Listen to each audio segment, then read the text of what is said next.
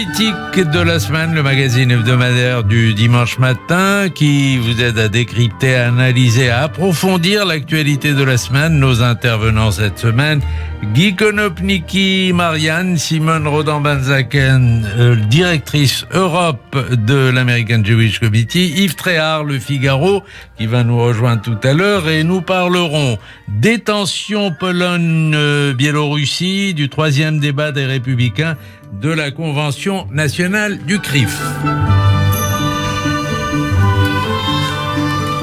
Nous commençons avec la Pologne. Simone Rodan-Benzaken, nous sommes à la frontière de la Pologne et de la Russie. Des affrontements ont eu lieu tous les jours entre les migrants et les forces de l'ordre polonaises. Tout cela organisé par le président de Bélarus, Loukachenko. Une partie des migrants a fait demi-tour. Est-ce qu'on peut dire qu'on est sorti d'affaire ? Non, je pense pas qu'on soit sorti d'affaires pour l'instant. La première chose qu'il faut dire, c'est que ce n'est pas une crise migratoire. C'est une manipulation de la misère, c'est l'instrumentalisation de ces pauvres gens qui, par ailleurs, en grande partie sont kurdes et yézidis. Un outil formidable que les autocrates en exercice ou à venir ont trouvé pour exercer une pression sur l'Union européenne. Et donc, effectivement, l'Union européenne essaye de faire au mieux pour se protéger. Mais je ne sais pas si on peut dire que cette crise est terminée.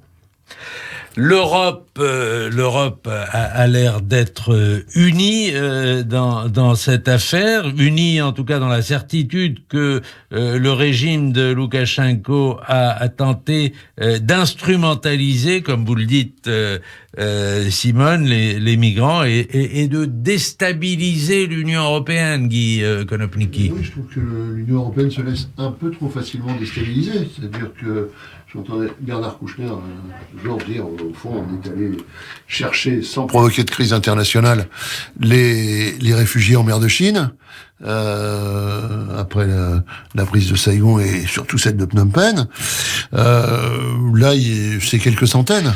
Et donc, je suis très étonné qu'il n'y ait pas très rapidement des moyens aériens qui ont introduits en Europe, et on les partage entre la dizaine de pays, parce que bon, à 27, on sait bien, et puis nous avons les Hongrois, nous avons le gouvernement polonais, nous avons tout ça.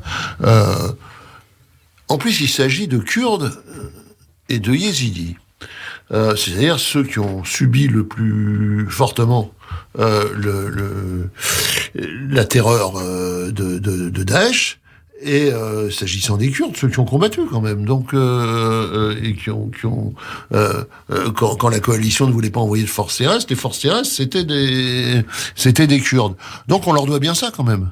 À ces deux minorités du Proche-Orient. On leur doit d'aller les chercher, tu vois, et de les répartir entre les quelques pays qui peuvent. Voilà. Alors, la Pologne s'est trouvée dans cette affaire prise un peu en étau. On dit que le pays va commencer en décembre la construction d'un mur avec la frontière de Biélorussie. Est-ce qu'on peut dire que cette crise a renforcé l'Europe ou est-ce qu'on peut dire qu'elle lui a nui, Simone ? On verra. Je pense que tout dépendra de, effectivement, si l'Europe réussit à rester ferme, notamment face à Loukachenko et aussi face à Poutine. La réalité, c'est que effectivement, on est très nerveux très rapidement et on n'est pas connu comme étant extrêmement ferme, extrêmement fort. Il y a la question effectivement des sanctions. Est-ce qu'on arrive à être très ferme et mettre plus des sanctions encore sur la Biélorussie? Tout ça, c'est clairement organisé. Il faut le savoir. C'est quand on regarde, par exemple, le nombre de vols qui sont partis en 2020 du Moyen-Orient en Biélorussie. Il y a eu une dizaine, on est presque 5 fois plus, donc c'est clairement organisé. Et donc, est-ce qu'on arrive aujourd'hui à émettre des sanctions très fortes ? Guy Konopnicki. La question des sanctions, évidemment, se pose en même temps que celle de la réaction humanitaire. Moi, j'attends d'abord de l'Europe une réaction humanitaire. Alors, histoire de mur, de fait, ce mur, il existe déjà entre l'Union européenne et vous essayez de passer la frontière ukrainienne depuis la Pologne et pourtant on n'est pas en conflit avec l'Ukraine. Il semble que l'Union européenne soutienne plutôt son gouvernement contre les menées russes dans le Donbass et vous mettez quand même 2 heures à passer les postes frontières, tout simplement parce que oui, il y a un problème de migration, mais une migration européenne. C'est-à-dire d'Ukrainiens qui viennent, qui vont travailler, mais aussi de populations de l'ex-Yougoslavie qui se déplacent. Tout le monde se promène dans cette Europe centrale pour aller là où il y a éventuellement du travail.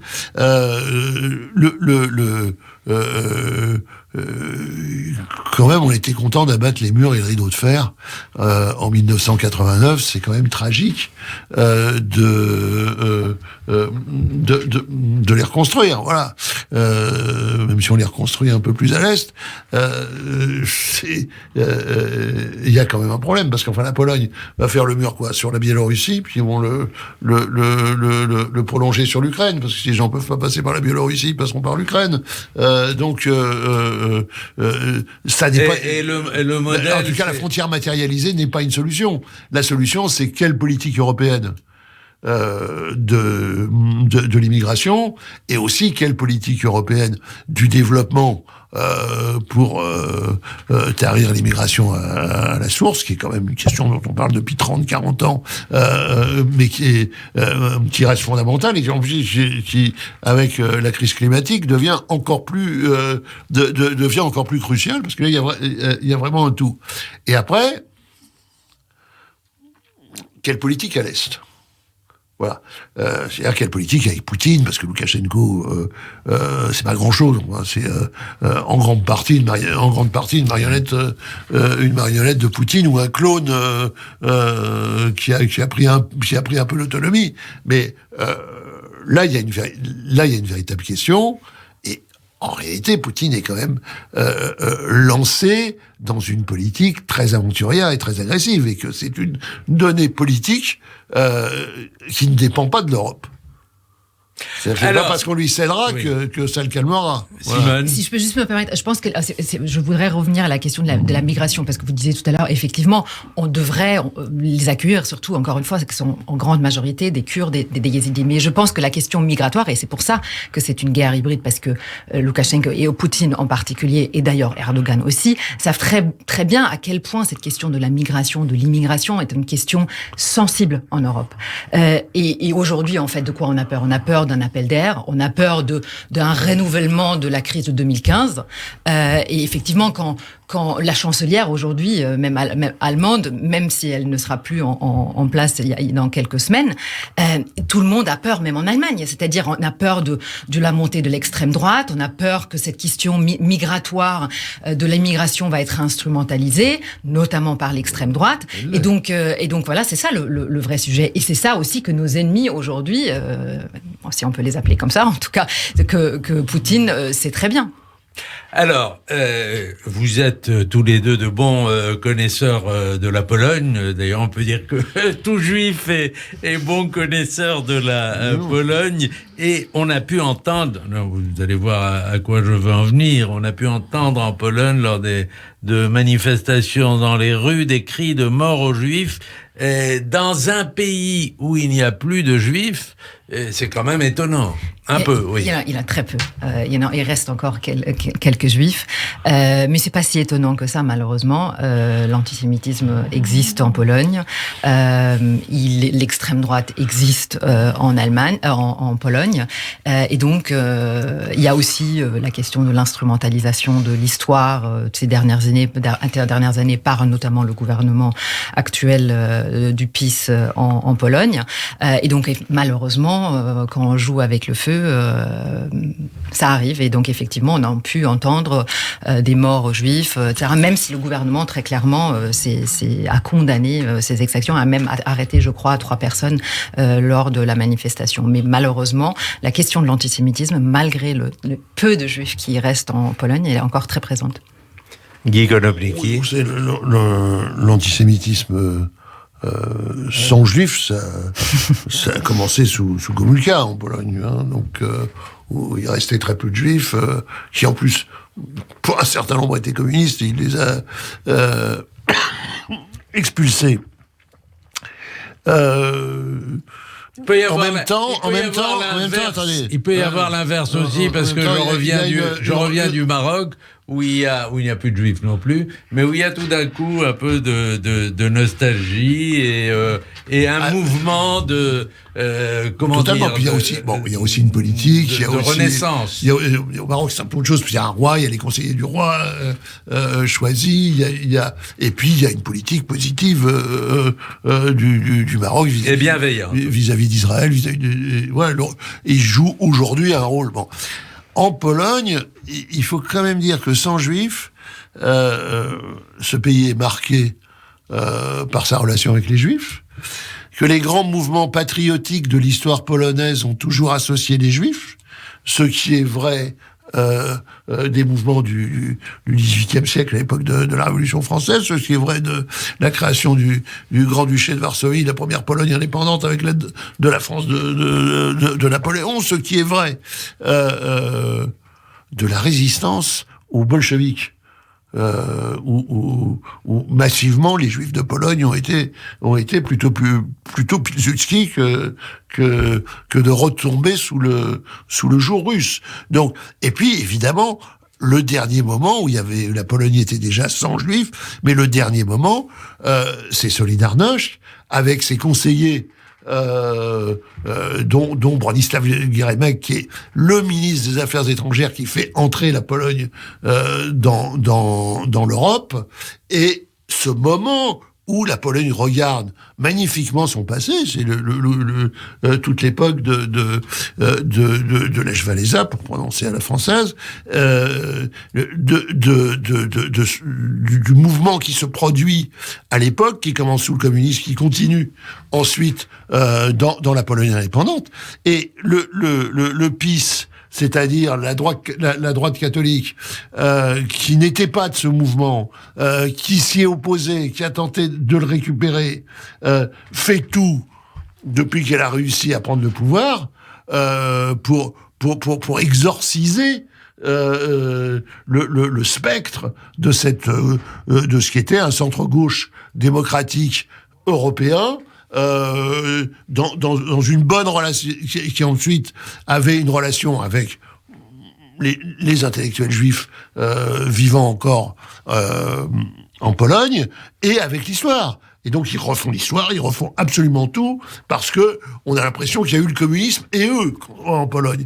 Non, ça n'a pas été comme ça. Il y a eu quand même un sacré mouvement entre-temps qu'ils essayent d'oublier, évidemment. Oui, je pense que ce qui compte aujourd'hui, effectivement, c'est beaucoup c'est pour ça que je faisais référence tout à l'heure au PiS, c'est-à-dire c'est ce récit national qui existe et qu'on voit pointer du doigt aussi en France ici, avec une réécriture de l'histoire qui a pour objectif, en fait, presque de purifier en fait l'histoire. Et c'est vrai que quand on regarde des pays où on essaie de purifier quoi que ce soit, normalement la place des Juifs, elle est jamais très bonne. Alors, il y a une chose intéressante, Simone Rodan-Benzaken, c'est que vous étiez à Vienne ces derniers jours avec l'inauguration d'un mur avec les noms des victimes juives autrichiennes de la Shoah. Ça aussi, c'est nouveau. C'est très nouveau, effectivement. L'Autriche, contrairement par exemple à l'Allemagne, a pris beaucoup de temps pour faire face à sa propre histoire. L'Autriche s'est vue beaucoup, surtout comme une victime. Avant tout. Et donc, effectivement, il y a eu une première étape dans les années 80, mais vraiment, véritablement, d'ailleurs, paradoxalement, c'est ce jeune chancelier, qui aujourd'hui n'est plus chancelier, Sébastien Kurz, qui était pourtant allié avec l'extrême droite, qui a décidé vraiment de se confronter avec l'histoire de l'Autriche, et notamment la culpabilité de l'Autriche. Et donc, c'est lui, effectivement, aussi, qui est responsable pour ce mur de Mont. Non, il faut savoir qu'il n'y a aucun aucun musée de la Shoah, aucun endroit où on pouvait avant voir ou se recueillir pour voir les noms des Juifs autrichiens qui ont été assassinés pendant la Shoah. Et donc effectivement, c'était l'inauguration au centre. C'est-à-dire, on estimait que l'Autriche était en dehors de cette histoire, avec qu'elle le était Anschluss, victime avec du le nazisme. Anschluss, avec l'annexion de l'Autriche, effectivement, elle était victime de l'Allemagne. Et donc, c'est une fiction. C'est une fiction bâtie d'une manière étrange avec l'accord des Alliés au traité du Belvédère en 1955. Donc quand les Alliés vont évacuer, alors c'est extraordinaire parce que ce traité du Belvédère est signé par Molotov, qui est encore ministre des Affaires étrangères de l'URSS, donc le signataire du pacte germano-soviétique avec Ribbentrop, et le représentant de la France est un dignitaire de Vichy, Antoine Pinet, ainsi de suite. C'est quand même assez extravagant. Et donc on va dire, l'Autriche est un pays qui a été occupé, qui a été libéré par l'Armée Rouge. Dans le traité, il est écrit que l'Autriche doit entretenir la statue du soldat soviétique, le libérateur de Vienne, ainsi de suite. Et à partir de là, on écrit une histoire falsifiée, où on oublie que l'essentiel de la hiérarchie SS est composé d'Autrichiens, plus un fameux Allemand de Vienne, Kretschmann a la nationalité allemande, mais enfin il est viennois, Heinrich et tous les autres sont quand même, c'est quand même très très très largement, et on oublie aussi que l'Anschluss, c'est tout Vienne dehors. C'est ça. Pour acclamer l'arrivée militaire. Et donc, on a fait cette victimisation. Il y a juste. Et c'est après la guerre aussi l'affaire Kurt Waldheim. Et alors ça, c'est plus tard l'affaire Waldheim. Mais l'affaire Waldheim est aussi une affaire Kreisky, c'est-à-dire que l'Autriche a très tôt un chancelier juif renouant avec la magnifique tradition social-démocrate autrichienne, avec ce qui était ce qu'on appelait l'austro-marxisme, avec ces gens comme Adler, Bauer, qui ont été des gens d'une lucidité extraordinaire dans l'entre-deux-guerres. Et Kreisky va demander qu'on tourne la page et qu'on ne juge pas Waldheim. Alors que... Au fond, l'attitude, je me tourne vers vous, Simone, l'attitude de l'Autriche, ça a été un peu l'attitude de l'Allemagne de l'Est avant la chute du mur, c'est-à-dire c'est pas notre histoire. Alors c'est un peu différent, parce qu'on n'était pas sous occupation soviétique. Voilà, en Allemagne de l'Est, sous occupation soviétique, c'était l'histoire du nazisme. Et le nazisme, c'était les revanchards de Bonn, donc pour simplifier. Mais il n'y avait pas de négation de la culpabilité allemande, hein, en Allemagne de l'Est, au contraire, parce que la culpabilité allemande servait à tenir la RDA d'une main de fer. Tandis qu'il y avait une négation totale de la culpabilité autrichienne. C'est-à-dire qu'en Allemagne, il y avait les camps convivialité, il y avait en Allemagne de l'Est la reconstruction de la synagogue, de l'Oranienburgstrasse et des choses de ce genre sont faites du temps de l'Allemagne de l'Est, avec une reconnaissance de ce qui s'était passé, tout en disant mais c'est les autres, les nazis, ils sont de l'autre côté du mur. Voilà. Et c'est surtout d'ailleurs ce qu'on a vu avec la réunification, et d'ailleurs à ce jour on le voit toujours, et ça se reflète par ailleurs aussi dans les urnes, c'est que on n'est toujours pas au même niveau, même tant d'années après la réunification, les mentalités, la prise de conscience, après il y a aussi bien évidemment les questions sociales, économiques, etc. Mais elle n'est pas pareille en Allemagne de l'Est et en Allemagne de l'Ouest, et c'est une des raisons aussi pourquoi aujourd'hui, malgré le relative baisse du AfD, donc du parti d'extrême droite en Allemagne, l'AfD réussit plutôt très très bien en Allemagne de l'Est. Mais pour revenir à l'Autriche, Ce qui est encore une fois étonnant de voir, c'est effectivement, en très peu de temps, comme quoi quand il y a de la volonté politique, les choses peuvent changer, mais en très très peu de temps, effectivement, l'Autriche a fait un travail formidable, et pas uniquement sur l'histoire, mais plus largement, je dirais, sur l'objectif de lutte contre l'antisémitisme. C'est-à-dire que l'Autriche, par exemple, est un des seuls pays qui a un vrai programme adopté par tous les ministères de lutte contre l'antisémitisme. Bien évidemment, il y a aussi la question d'Israël. La relation entre l'Autriche, entre le gouvernement Israël, sont plutôt très très bonnes. Sébastien Kurz avait même parlé de Staatsräson, donc c'est un mot qui est utilisé par l'Allemagne, par la chancelière et par l'Allemagne l'Allemagne tout court, mais quelque chose qu'on n'avait jamais entendu en Autriche. Donc Staatsräson, ça veut dire une raison d'État, c'est-à-dire que la relation entre l'Autriche et Israël est considérée comme Staatsräson. Guy Konopnicki. Oui, il y a une filiation même.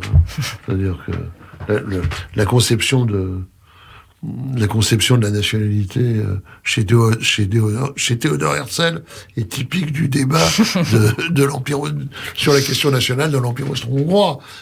Il est à Budapest, mais il est viennois. C'est un journaliste de Vienne, donc c'est la moindre des choses. Et donc évidemment qu'il y a Staatsräson et que le Judenstaat, l'État d'Israël, a été créé en allemand. C'est une chose importante. C'est das Judenstaat. Donc le livre de Théodore Herzl, il y a quelque chose de très viennois, et d'ailleurs il y a quelque chose de très viennois dans toute une série de conceptions politiques israéliennes, et notamment dans la grande complexité des rapports du politique et du religieux. C'est vrai. Voilà, alors on va marquer une pause et nous serons rejoints par Yves Tréhard, et le 4 quarts politique revient dans un instant. Le 4 quarts politique de la semaine revient avec autour de nous micro Guy Konopnicki, Marianne, Simone Rodan-Benzaken, American Jewish Committee, et nous sommes rejoints par Yves Tréhard, le Figaro. Yves Tréhard, bonjour. Bonjour. Merci d'être avec nous. Merci d'être avec nous. Content de vous avoir. On va commencer, si vous voulez bien, par ce dimanche soir. Il y a le 3e débat des Républicains sur CNews. Est-ce qu'on saura dans ce débat, vous qui êtes un fin analyste et qui connaissez très bien la droite française, est-ce qu'il y aura dans ce débat, est-ce qu'on saura dans ce débat s'il y a un des 5 candidats qui va se détacher du lot?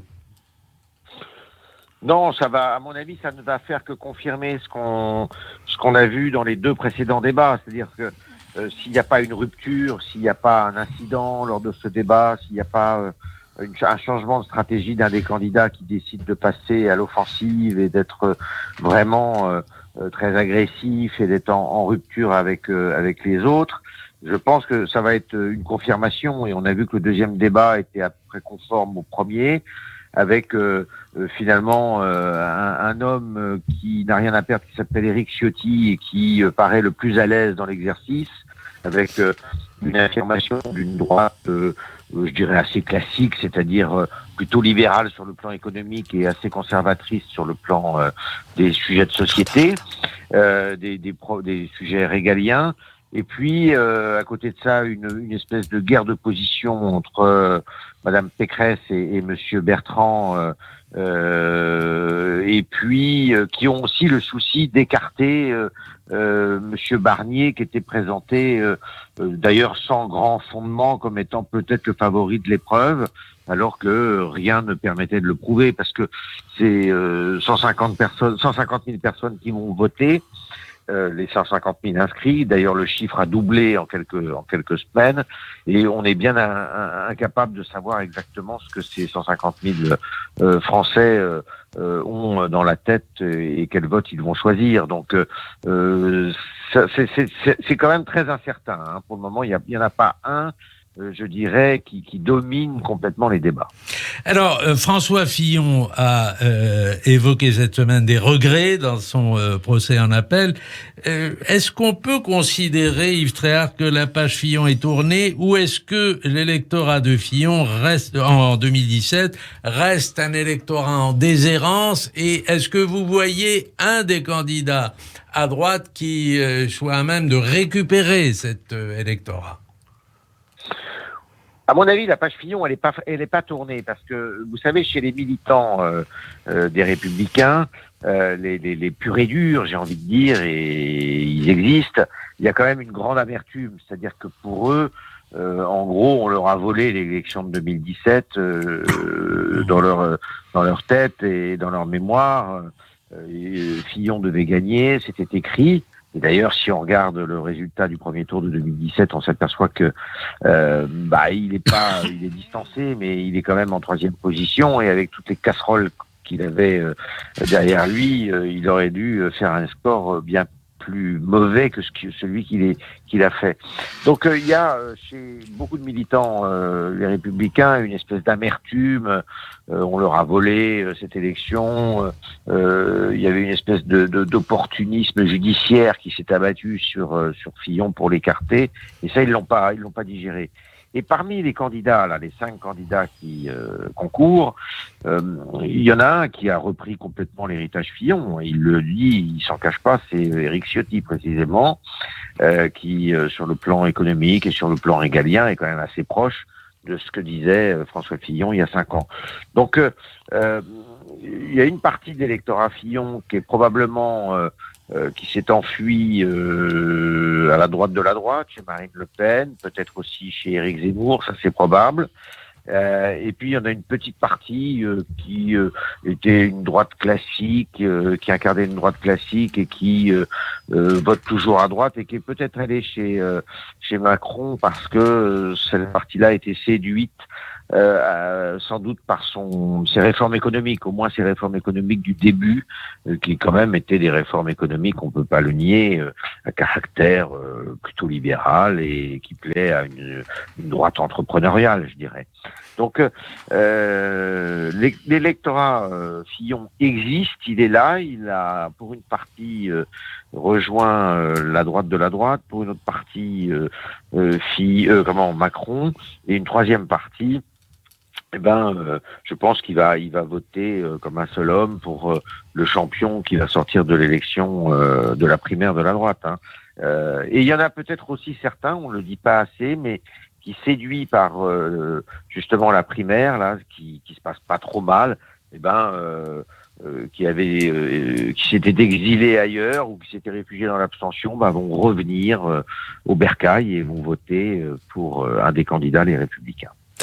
Alors, vous parliez d'Éric Zemmour. Les sorties de route de Zemmour sont fréquentes, mais enfin, ça s'est un peu accumulé cette semaine. On a même parlé d'une semaine horribilis, avec notamment l'attaque contre Hollande le jour anniversaire des attentats du 13 novembre. Est-ce que ces sorties de route vont de plus en plus lui nuire, puisqu'on a vu quand même, on voit qu'il est en baisse dans les sondages? Oui, alors on parle de sortie de route pour qui, je dirais, parce que je suis pas persuadé que moi le faux plat ou le léger recul que connaît Éric Zemmour dans les sondages actuellement viennent de tout ce qu'on dit, c'est-à-dire de ce qu'il a dit devant le Bataclan, de son interdiction de séjour entre guillemets, puisqu'il va quand même y aller, mais pas dans les circonstances qui devaient être les siennes, à Londres et à Genève, parce que vous avez vu que les autorités britanniques et suisses l'ont déclaré indésirable. Tout ça, je pense que c'est pas tellement les raisons de son recul. Je pense que les raisons de ce recul, elles viennent précisément de la primaire de la droite. C'est-à-dire que la primaire de la droite, on s'aperçoit que finalement, il y a probablement une partie de l'électorat de droite qui se dit tiens, finalement ils existent, ils disent des choses qui sont valables, des choses qui rejoignent nos préoccupations, et ils sont pas si mauvais que ça. Et donc, on va voter pour eux. Alors, ça se voit pas encore dans les sondages pour la droite, enfin les Républicains, mais je suis sûr qu'il y a ce sentiment-là et que ça peut nuire d'une certaine façon à Éric Zemmour. Et de l'autre côté, vous avez aussi Marine Le Pen, moi me semble-t-il, qui depuis maintenant quelques jours commence à avoir trouvé le ton, un discours, une cohérence pour faire face à la montée d'Éric Zemmour. Et tout ça, Éric Zemmour, d'une certaine façon, il en pâtit cette semaine. Il pâtit de ce rééquilibrage et de cette remise en selle à la fois des Républicains et de Marine Le Pen. Ça explique, à mon avis, davantage le recul de Zemmour que ce qu'il a pu dire sur le Bataclan. Parce qu'en fait, ce qu'il a dit devant la salle de spectacle du Bataclan, ce n'est que ça avait été dit par Hollande, effectivement, mais enfin pas devant les victimes, enfin. Bien sûr. Je dis pas que c'est pas sur le lieu où c'est passé. Oui. Je ne dis pas que c'est bien ce qu'il a fait, évidemment. Oui. Et je trouve que c'est assez, c'est quasi détestable d'avoir fait ça à ce moment-là et à cet endroit-là. Mais pour beaucoup de gens, ce n'est que la paraphrase et la reconnaissance de ce qu'a dit François Hollande à la barre en disant je me doutais que parmi les demandeurs d'asile, il y aurait des terroristes. Et malheureusement, tout le monde est obligé de le reconnaître, ça, hein, bien sûr. Alors Yves Tréhard, vous étiez à la cérémonie de clôture, enfin au débat de clôture de la convention du CRIF dimanche dernier. Vous aviez modéré le débat entre le grand rabbin Chaim Corsia et le philosophe Bernard-Henri Lévy. Il y avait également le Premier ministre Jean Castex qui était là et qui a prononcé un discours assez corsé. Qu'est-ce qui vous a frappé dans ce débat, Yves Tréhard ? Alors moi, ce qui m'a frappé dans le débat entre Bernard-Henri Lévy et Haïm Corsia, le grand rabbin, c'est la volonté justement de dépasser un peu le pessimisme français et de ressortir de là avec un message qui soit un message d'espoir, qui soit un message qui dise que tout n'est pas perdu et que néanmoins la France avance et que la France n'est pas complètement victime de tous les maux qui l'accablent, c'est-à-dire de racisme, de xénophobie, d'antisémitisme, de wokisme, révision de l'histoire, de tout ce qu'on... Il y a quand même un climat en France qui est aujourd'hui assez négatif, d'une part de ceux qui nous disent c'était mieux avant et d'autre part de ceux qui disent la France c'est foutu, l'Occident maintenant c'est plus là que ça se passe sur d'autres continents. Donc il y avait quand même un message d'espoir, j'ai trouvé chez l'un et l'autre, en disant que on avait des ressources, on a des qualités, on a des atouts, et que tout n'est pas foutu dans notre pays et que notre pays se tient encore, il y a encore une nation qui a un sens et qui avance. Alors avec quand même le souci, et c'est moi qui l'ai fait remarquer d'ailleurs, et les deux débatteurs en convenaient, c'est qu'il nous manque évidemment un projet commun qui soit vraiment un projet partagé par tout le monde, et que finalement les hommes et les femmes politiques qui nous gouvernent nous parlent davantage des Français qu'ils nous parlent de la France. Et ce qui nous manque aujourd'hui, c'est que on nous parle du pays dans lequel nous habitons, au-delà je dirais, de la petite semaine quotidienne de nos préoccupations habituelles, quoi. Et c'est ce qui manque un petit peu. Mais j'ai trouvé qu'il y avait quand même un message d'espoir et de l'un et de l'autre. Alors, vous aviez déjà modéré, je n'étais pas présent, mais j'ai pu écouter la retranscription de ce débat, un débat un peu étrange entre Gilles Bernheim et Éric Zemmour à la synagogue de la Victoire. Il y a quoi ? Il y a Il y a 2 ans, 3 ans? C'était en 2016. En 2016. Alors, vous n'êtes pas frappé quand même quand on revoit ces images du changement entre le Zemmour de l'époque qui est encore un peu lisse et celui d'aujourd'hui qui flirte un peu avec l'arrogance, le monsieur je sais tout, etc. Ah bah c'est sûr que oui, le personnage n'est pas le même. Il a gagné. Il a évidemment. À l'époque, il était. En fait, je vais vous raconter un peu les coulisses de ce débat. C'est un débat donc qui était organisé à la grande synagogue de la Victoire, dans le cœur de Paris, et c'est un débat qui a été organisé à la demande du grand rabbin de l'époque, donc Gilles Bernheim, et qui est venu me chercher pour que j'arbitre ce débat. Très bien, j'ai arbitré ce débat en étant le plus neutre possible, c'est-à-dire que je n'avais pas à prendre parti. Débat donc dans la synagogue, vous étiez revêtus tous les trois d'une magnifique kippa. Donc voilà. Oui. Donc non, mais poursuivez sur les coulisses. Alors justement, l'invitation du grand rabbin Bernheim, qui était aussi portée à Éric Zemmour, c'était justement parce que le grand rabbin Bernheim voulait, d'une certaine façon, contrer les affirmations de Zemmour sur Pétain, défenseur des Juifs français. Et le débat n'a porté que là-dessus, d'ailleurs, quasiment. C'est-à-dire que c'est Éric Zemmour qui a ouvert le feu, c'est lui qui a pris la parole en premier, et qui nous a déroulé ce qu'il fait encore aujourd'hui quand on lui pose la question sur Pétain et les Juifs et les Français juifs, et qui a déroulé en argumentant comme il sait le faire, puisqu'il a quand même un talent de rhétoricien qui est assez intéressant. Et en face, Gilles Bernheim a répondu en lisant un texte d'ailleurs pour essayer de le contrer. Il se trouve que il y avait beaucoup de monde, évidemment, dans la synagogue, qui peut accueillir, je crois, près de 3000 personnes ou 3500 personnes. Et il n'y a pas eu un bruit pendant ce débat. Il y a eu une personne qui s'est manifestée, qui a vite été rabrouée par l'ensemble de l'assistance.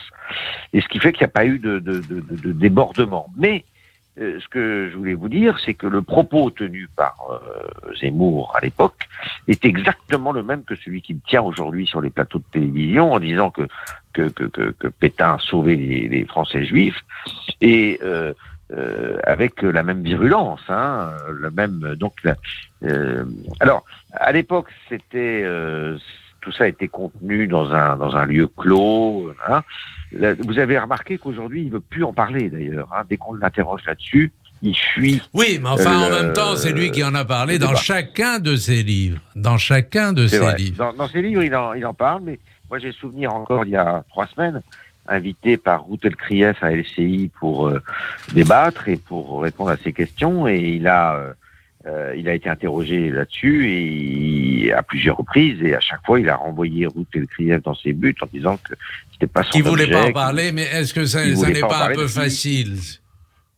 Bien sûr, c'est un peu facile, mais il retranche rien de ce qu'il a dit, mais il fuit un peu le débat parce qu'il voit bien que ça peut lui nuire quand même aujourd'hui. Donc, mais c'est vrai que par rapport à... Alors après, sur un plan plus général, par rapport à ce débat avec le grand rabbin il y a quelques années, Éric Zemmour a changé de statut. À l'époque, il n'était encore qu'un polémiste. Aujourd'hui, on peut considérer qu'il est aussi un homme politique.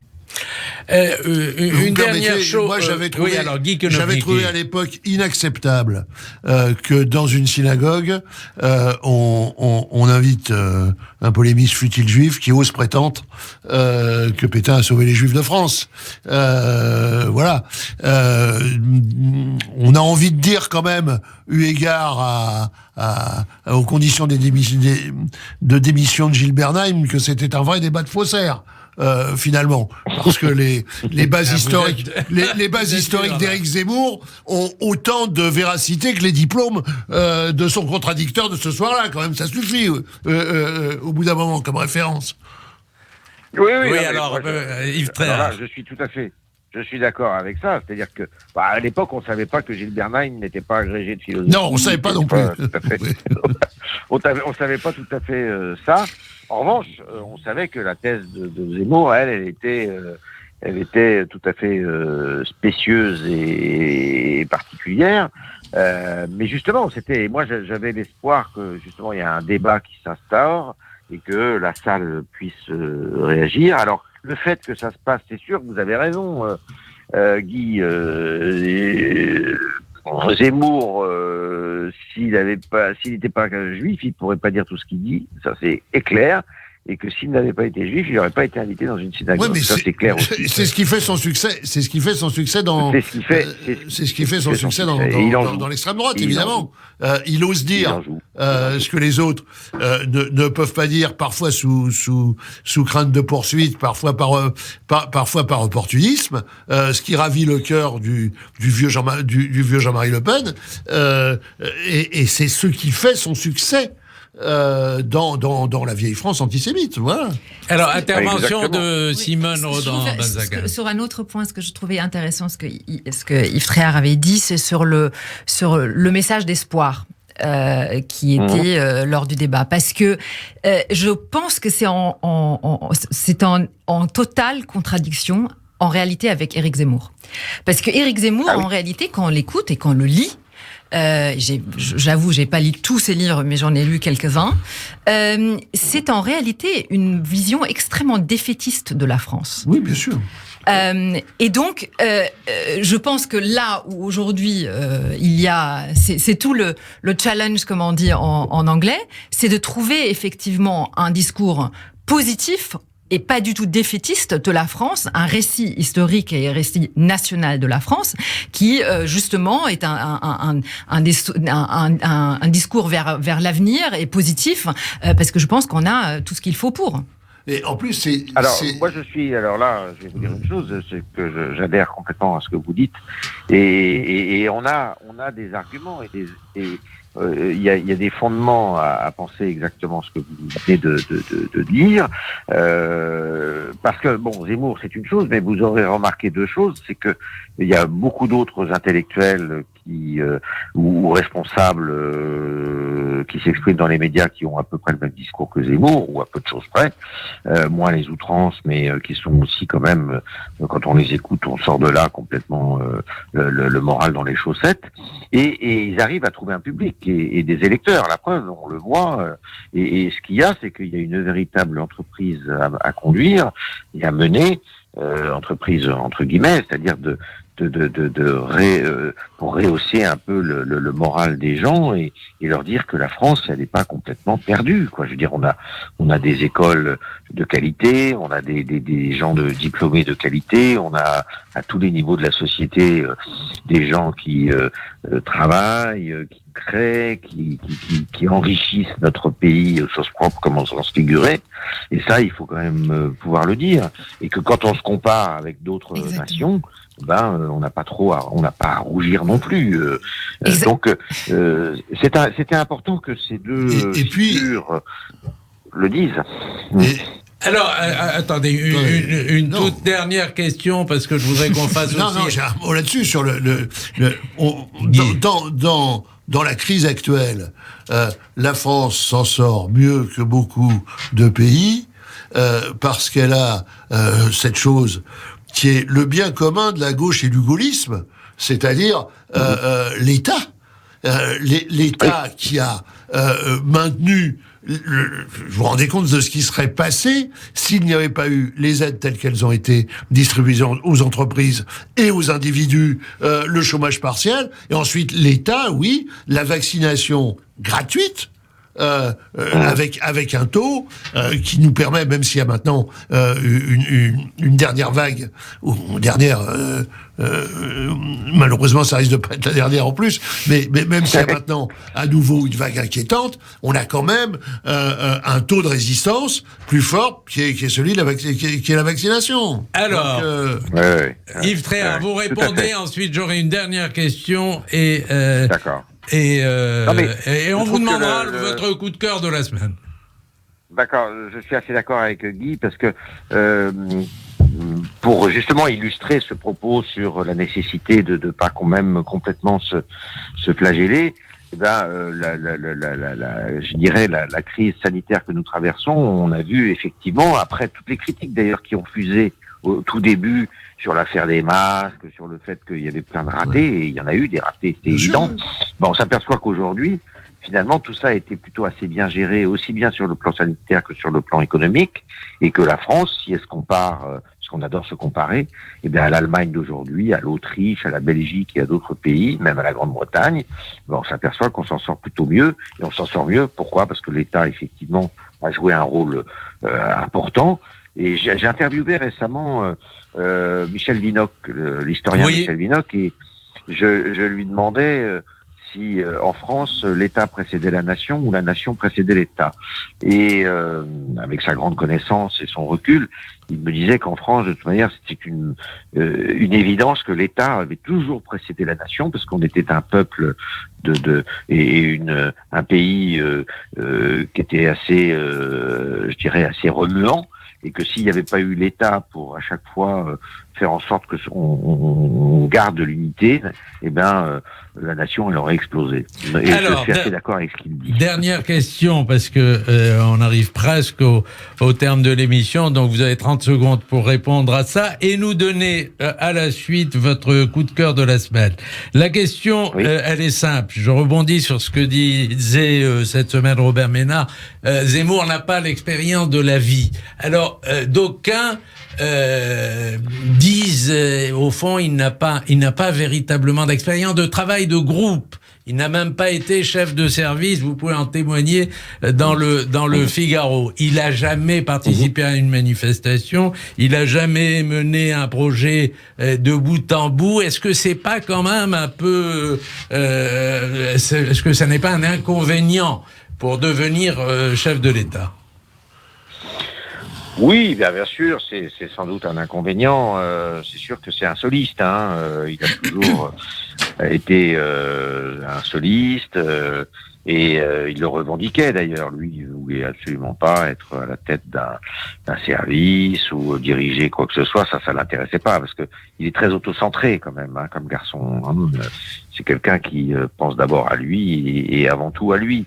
Donc ça peut être un inconvénient quand on aspire à être à la tête d'une nation. Ça, je vous le cache pas que c'est certainement un inconvénient. Bon, c'est ce qu'on voulait vous entendre dire. Votre coup de cœur, Yves Tréhard.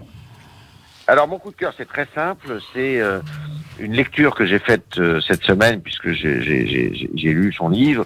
Le livre de Mohamed Bougarsar, qui est le prix Goncourt de 2021, la plus secrète mémoire des hommes. Je dois vous dire, alors j'ai une passion particulière pour l'Afrique, il faut que je vous le dise. Oui, vous avez été longtemps correspondant du Figaro. Voilà, et je dois vous dire que c'est quand même un livre d'une très très grande qualité, remarquablement écrit, une richesse absolument phénoménale sur le plan linguistique et de l'imagination, et c'est vraiment un prix Goncourt exceptionnel.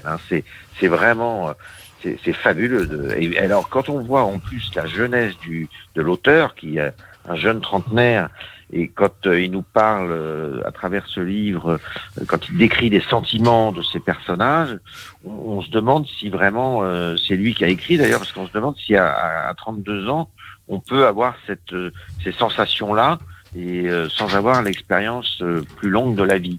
Alors, on va vous écouter et on va l'inviter dans cette émission très bientôt. Votre coup de cœur, très rapidement, 10 secondes. Alors, mon coup de cœur revient à ce que disait un tout petit peu ce qu'on parlait tout à l'heure, de la question de la résistance et de la résistance face aux extrêmes. J'étais au lancement d'un nouveau journal qui s'appelle Le Franc-Tireur, qui est contre la radicalité, contre l'obscurantisme, pour l'universalisme et surtout et pour la par raison. Christophe Barbier, Caroline Forest. Guy Konopnicki, 10 secondes. Déjà, je peux partager les deux coups de cœur précédents, et évidemment celui d'Yves sur le Goncourt que je suis en train de lire et qui est un livre extraordinaire.